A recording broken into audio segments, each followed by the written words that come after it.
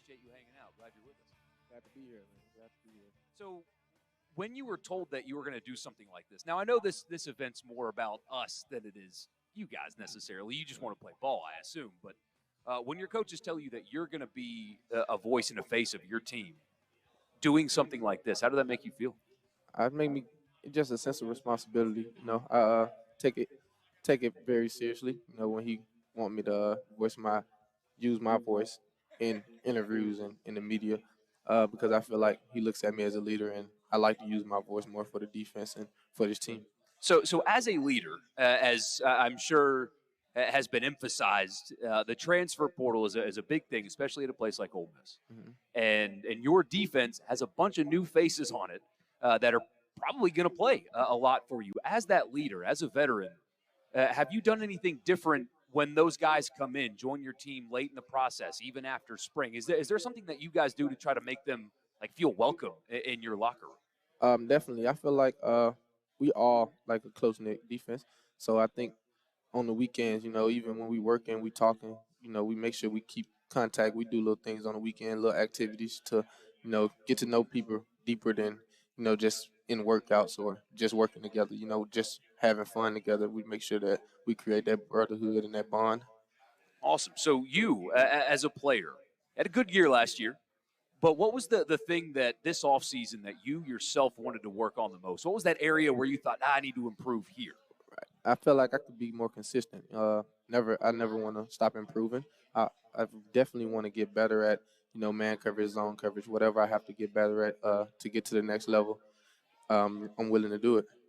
When you look at this season coming up, obviously last season didn't end the way that you guys wanted it to.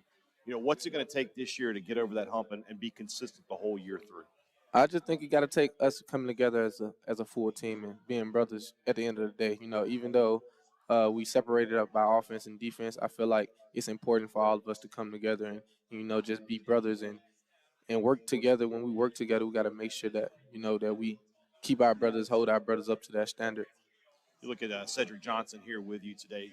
This Ole Miss defense has some veterans, but as Michael says, it has a lot of new faces. I feel like it's about balance, right? Do you feel like you have Right. the right mix of new faces and veteran guys? I definitely feel like we have the right mix. I feel like Coach did a great job of getting those guys out the transfer portal, and those are great guys with great attitudes, and they come in ready to work, and they come in ready to play and ready to dominate.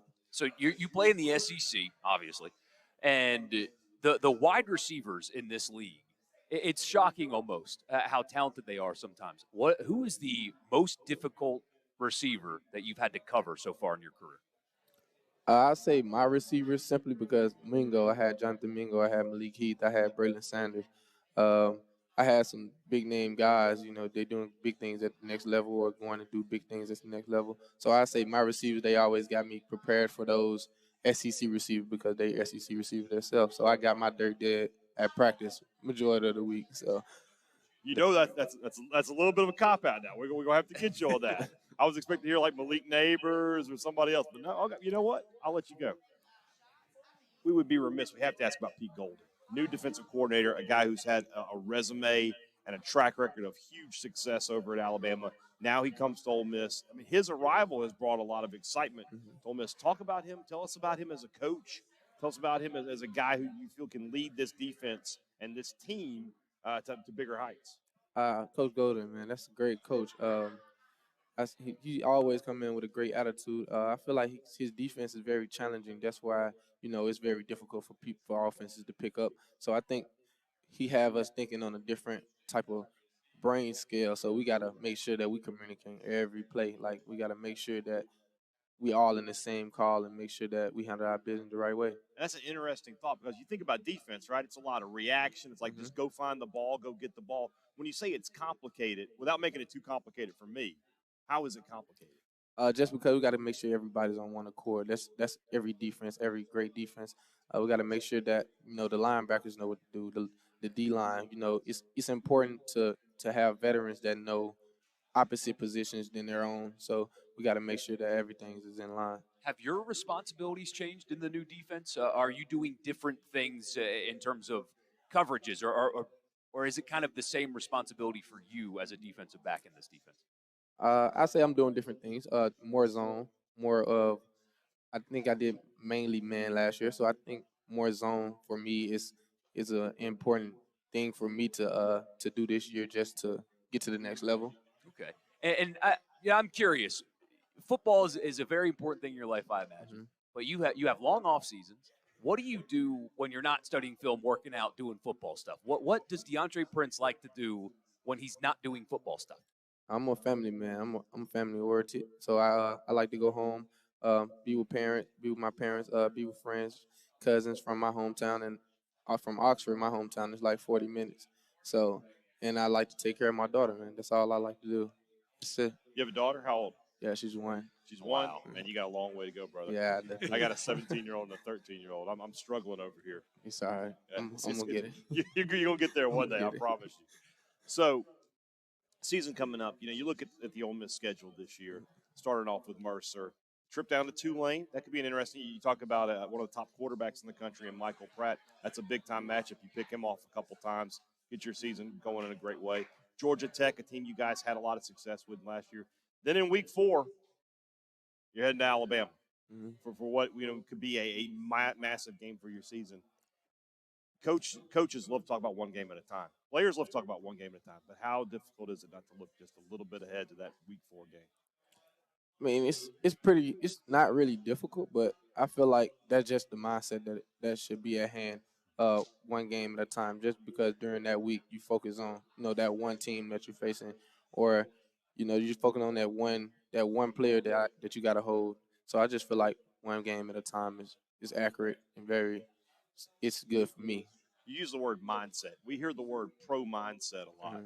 When Lane talks, when Ole Miss people talk, they use that term pro mindset. What is pro mindset? Just carrying yourself like a pro, just making sure you have no staggerments in your game, or making sure that you lead the right way every day, and you come with that pro mindset every single day. Can't be a different person. Can't let outside things affect you on the field. Training camp's coming up about a week away or so. Yeah, we can so. Okay. Be honest. Do you like training camp? I didn't at first, but now it's like I love it because actually it brings us together and brings us closer, because we have to, have those conversations with our teammates. We have to be, close knit and be together to enjoy camp actually. And plus, I like to cherish things. It's my last one, so I like to cherish it. So on that note, I'm sure you considered the NFL Definitely. after last season. Did you get any kind of feedback from scouts or whatever, what your prospects might be and what they expect out of you this season, that kind of stuff?